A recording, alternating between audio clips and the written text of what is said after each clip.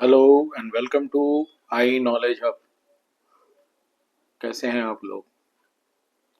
Last episode में हमने यानी लास्ट वीडियो में हमने जिस पॉइंट पे हम चर्चा की उसमें एडमिनिस्ट्रेटिव मैनेजमेंट फंक्शन देख रहे थे, जिसके अंदर हमने 5 पॉइंट पर डिस्कस की है।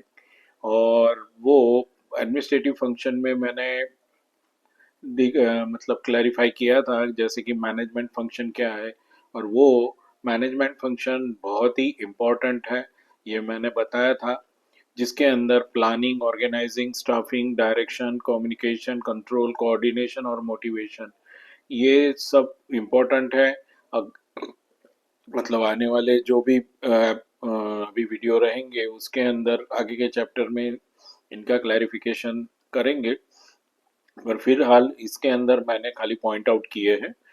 उसके बाद सेकंड जो है वो पब्लिक रिलेशन है, कि पब्लिक रिलेशन की कितनी अहमियत है, चाहे हमारी पर्सनल लाइफ हो या तो फिर ऑफिस से रिलेटेड हो या अपना वर्क प्रोफाइल हो। तो पब्लिक रिलेशन बहुत ही अहमियत है हमारी लाइफ के अंदर, जिसकी वजह से लोग हमारे बारे में जान सकते हैं, और हमारा पब्लिक के साथ कनेक्ट होने की वजह से हम क्या है, मतलब जहाँ पे कम्युनिकेशन नहीं होता वहाँ धारणाएं होती है, और धारणाएं कभी कभी गलत होती है।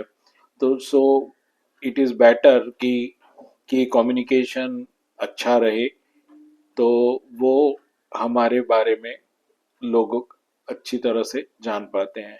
दूसरा है instituting office system and routine. मतलब एक इंस्टीट्यूट का यानी एक ऑफिस का रूटीन कैसा होता है और उसके सिस्टम्स क्या होता है, ये देखा था हमने। उसके अंदर हमने देखा कि रिटेंशन ऑफ रिकॉर्ड्स कैसे मेंटेन करते हैं। और लास्ट में देखा था हमने कि सेफ गार्ड एसेट्स का कैसी है, मतलब मूवेबल एसेट्स है या फिर फिक्स एसेट्स है, तो उसकी वो हमारे लिए एक हैजार्ड में यानी कि खतरों के वक्त किस तरह काम आती है। और ये एक लाइबिलिटीज, मतलब ये एक हमारे लिए बैकबोन का काम करती है इंश्योरेंस पॉलिसीज वगैरह के लिए। इसी के लिए में हम आगे कंटिन्यू करते हैं, जिसके अंदर हम 6 पॉइंट है फॉर्म डिजाइन एंड कंट्रोल। तो office forms serves as a store office of information. It is the task of management to design, standardize product, and control the form of to be used in the office as well as other department of the organization. So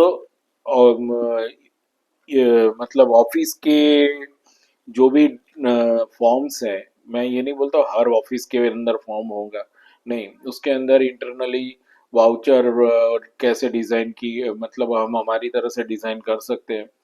vouchers होते हैं, slips होती है, काफ़ी कुछ मतलब stationery होती है जिसका डिज़ाइन हम नियत कर सकते हैं, मतलब ऑफिस उसे स्टैंडर्डाइज एक अलग मैनर में बनाकर उसे अपनी सहूलियत के हिसाब से डिज़ाइन कर सकती है ताकि इजी टू वर्क हो।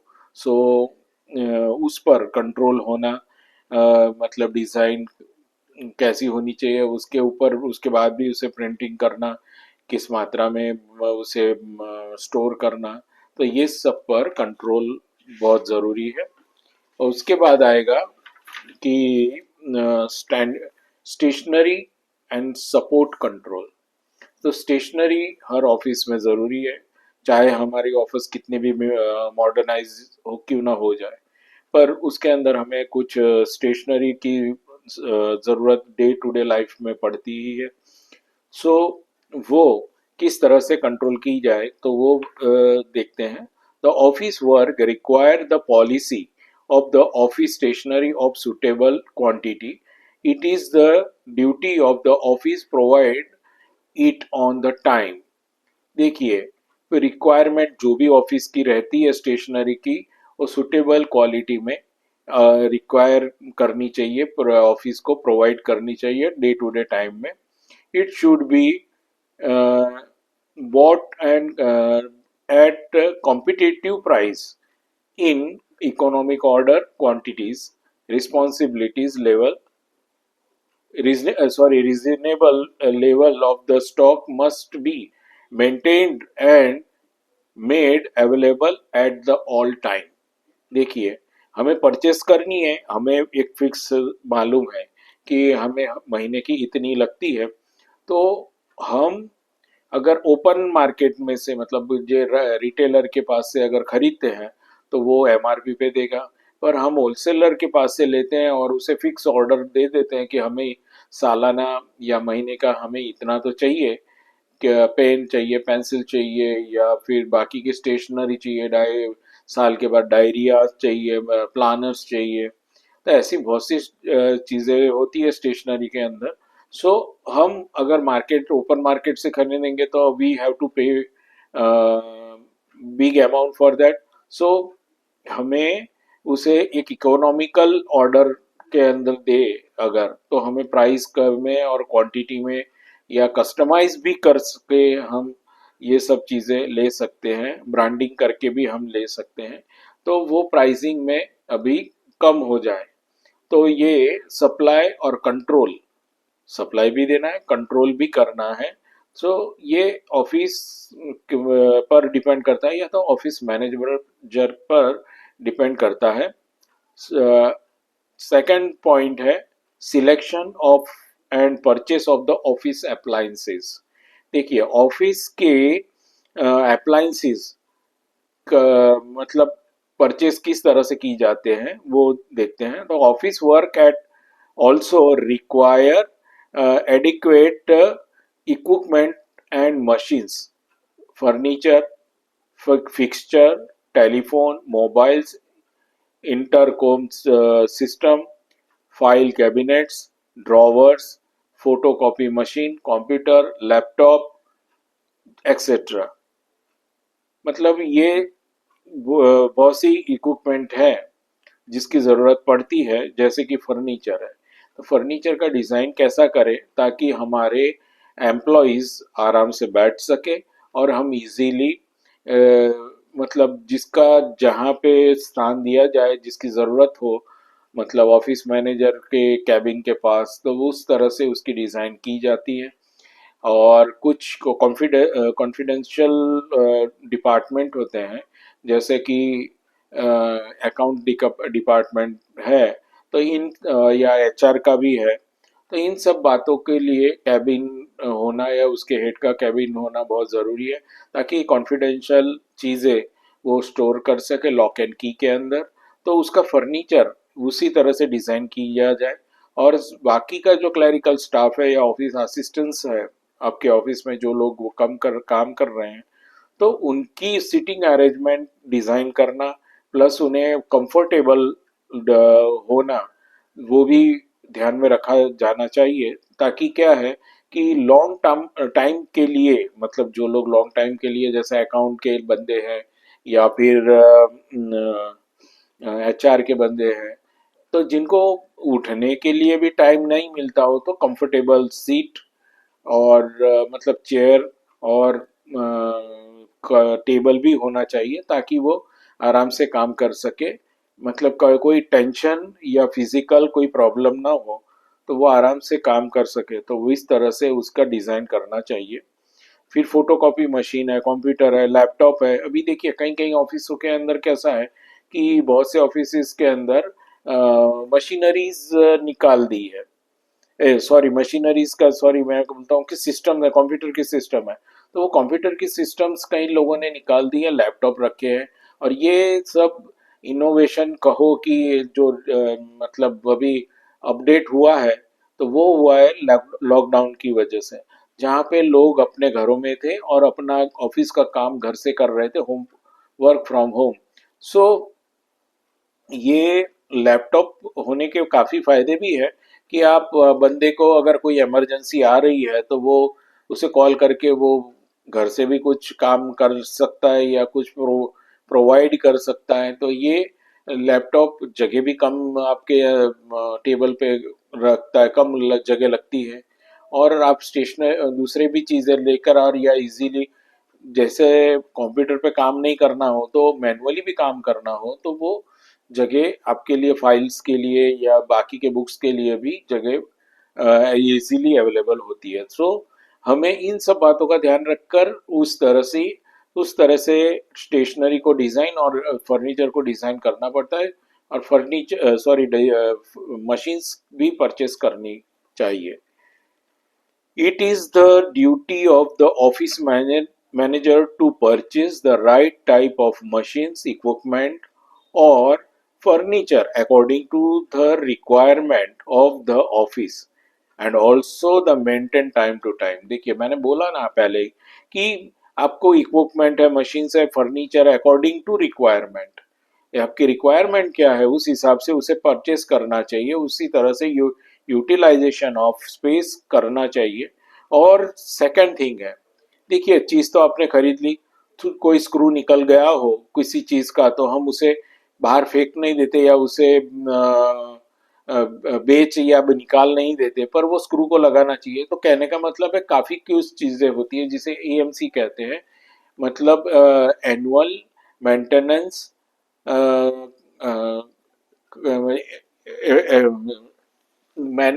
मतलब उसे मेंटेन करने के लिए सालाना कॉन्ट्रैक्ट देना चाहिए। तो एएमसी कहते हैं जिसे, एनुअल मेंटेनेंस कॉन्ट्रैक्ट। तो वो सब बातों का ध्यान रखना चाहिए। तो इसके वजह से क्या होता है कि जैसे एसी आप देख रहे हैं, तो एसी है, फिर प्रिंटर है जिसके ड्रम खराब हो जाते हैं, कार्बन खत्म हो जाती है। तो ऐसी बहुत सी चीजें हैं जिसकी वजह से हम आराम से अपनी चीजों की संभाल कर सकते हैं और उसे कंटिन्यू फ्लो में डे टू डे टाइम के अंदर उसे मेंटेन करना चाहिए। नाउ सेकंड पॉइंट है personal function. The office manager must take a provision of adequate of and trained staff to ensure the systematic, timely, and effective performance of the office work। ठीक है, तो ये office work के लिए ऐसा adequate office staff लेना चाहिए, पर्याप्त प्रावधान मतलब करने चाहिए, उसके लिए प्रोविजन करना चाहिए, ताकि आपका मतलब सिस्टमेटिक यानी पद्धति के साथ उस मशीनरी को वो हैंडल कर सके, टाइमली मतलब अच्छे से परफॉर्म कर सके। वो परफॉर्म करना मतलब कैसा है कि उसको आदत होनी चाहिए कि जहाँ पे पूरे ऑफिस की लाइटें चालू करो और दो बंदे बैठे हो तो वो भी योग्य नहीं है। आपके सीट के लाइट और पंखे रखो तो वो अलग बात है। ऐसी आदतें हमें अपने घर से ही होती हैं। जैसे कि आप अगर उस रूम में नहीं बैठे हैं तो उस रूम के पंखे लाइटें बंद कर दो ताकि हम हमारी इलेक्ट्रिसिटी सेव कर सके। अगर पानी पानी है जहाँ पे वेस्टेज ऑफ वाटर है तो सिंक के अंदर जा रहा है, आपके बेसिन में जा रहा है। तो ये सब बातें जो है वो हमें आदत डालने से आती है, और जो बंदा इन सब बातों का ध्यान रखता है तो वो एक अच्छे तरह मैनेजमेंट कर सकता है। सो जॉब इवल्यूशन एंड मेटर rates should B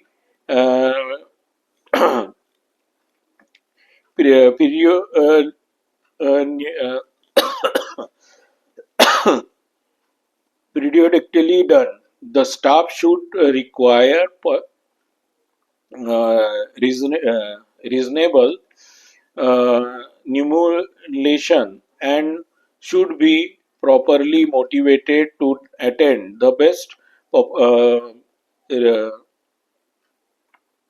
performance opportunity performance and opportunity for the better and promotion should be made available to the office staff।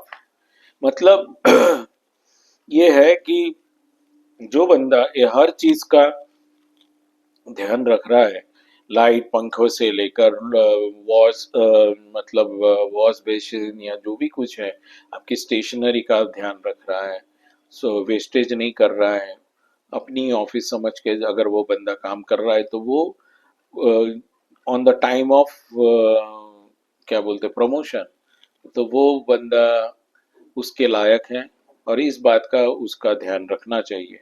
It is notable, मतलब उस बात पर ध्यान रखें। और लास्ट वन है controlling office cost. Office cost को किस तरह से कंट्रोल करना चाहिए?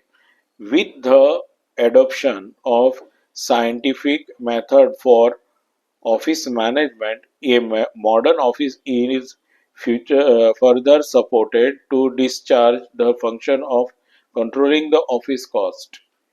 तो हमें ऑफिस कॉस्ट के अंदर अगर वो मैनेजर है तो कहाँ से कॉस्ट कटिंग किया जा सकता है, उस बात का ध्यान रखना चाहिए उसे।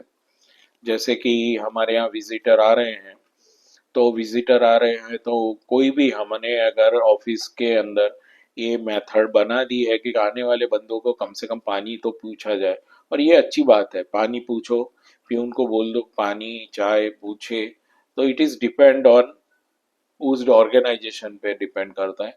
तो उस वक्त हमें आपको कंटिन्यू चाय की ज़रूरत पड़े और चाय वाले बंदे को हमेशा आप फ़ोन लगाओ या आवाज़ लगाओ और वो टाइम पर ना आए, तो it is better to purchase the winding machine of the office और जो सॉरी फॉर ऑफिस चाय या कॉफ़ी की वाइंडिंग मशीन लेना बहुत सूटेबल है आपके लिए। और एक आपकी मतलब उसके अंदर आपकी इज्जत भी रह जाती है।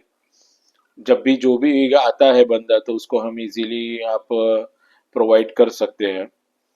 सो इन बातों का ध्यान रखना चाहिए। और कॉस्ट कटिंग कहाँ पर भी हो रही है इस बातों का ध्यान रखें। तो वो it is this all things are depend on that manager कि कहाँ कहाँ से होता है, क्योंकि कभी कभी क्या होता है कि ब्रांच ऑफिस कभी खोली जाती है अलग अलग सिटी के अंदर या एरिया वाइज, तो उसको कभी कभी शुरू शुरू के अंदर ऑफिस को चलाने के लिए एक फंड प्रोवाइड किया जाता है। तो वो फंड प्रोवाइड करने के लिए प्रोवाइड किया जाता है, तो उसका यूटिलाइजेशन आप अच्छे से कर रहे हो तो वो आपकी ऑर्गेनाइजेशन के लिए बेनिफिटेड ही है। सो इस बात का ध्यान रखना चाहिए हर ऑफिस के लिए। सो ये सब पॉइंट वो है जिसके अंदर एडमिनिस्ट्रेटिव मैनेजमेंट फंक्शंस हैं, जिसके अंदर हमने ये सब पॉइंट देखे, जिसमें मैनेजमेंट फंक्शन है public relation, instituting office system and routine retention of record, safeguarding assets, form designing and control, फिर है stationery and supply control, फिर है selection and purchase of the office appliances, personal functions, controlling of office cost. तो ये सब point और ये बहुत इम्पोर्टेंट है। सो इस चैप्टर में हम यहाँ तक पढ़े तो ये सेकंड चैप्टर यहाँ पे खत्म हो रहा है। तो अगले चैप्टर के अंदर यानी अगले वीडियो में हम देखेंगे, एक न्यू चैप्टर के साथ आएंगे, एडमिनिस्ट्रेटिव ऑफिस मैनेजमेंट क्या होता है वो देखेंगे। और आप थोड़ा सा शेयर करना चाहता हूँ कि कई लोगों के मुझे मेल आए हैं जो जिन्होंने अमेज़न और फ्लिपकार्ट से मेरी बुक परचेज की है, और वो बोल रहे हैं कि it is very easy to refer your video. मतलब उन्हें वीडियो देखना और पढ़ना और उसके बाद एक बार वापस, कई लोगों ने कहा हम वापस पढ़ रहे हैं तो हमारी क्वेरी दूर हो रही है। सो ये आपके नॉलेज को बढ़ा रहा है, तो इट इज़ वेरी गुड। और अगर कोई सजेशन है या आपकी कोई क्वेरी है, so please contact me and mail me. So अगर क्वेरी है तो मैं उसे सॉल्व करने की कोशिश करूँगा। सो अगले वीडियो में हम मिलते हैं with the new chapter with new point। ठीक है, सो गुड बाय और टेक केयर।